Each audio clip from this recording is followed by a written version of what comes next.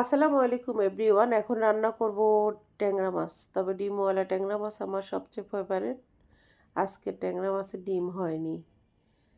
তারপরও ছোট মাছ আমি অনেক পছন্দ করি।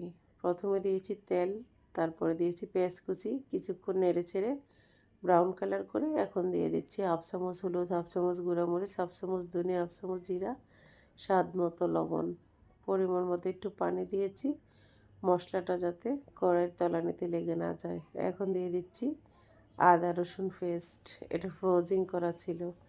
আর ট্যাংরা মাছটাকে আমি একদম ভালোভাবে ক্লিন করে লবণ দিয়ে হলুদ দিয়ে আবারও ক্লিন করে ফ্রোজিং করে রেখেছিলাম।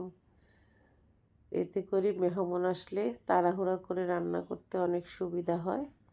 তাই পানি দিয়ে শুধু একটু ক্লিন করলেই বসিয়ে দেওয়া যায়।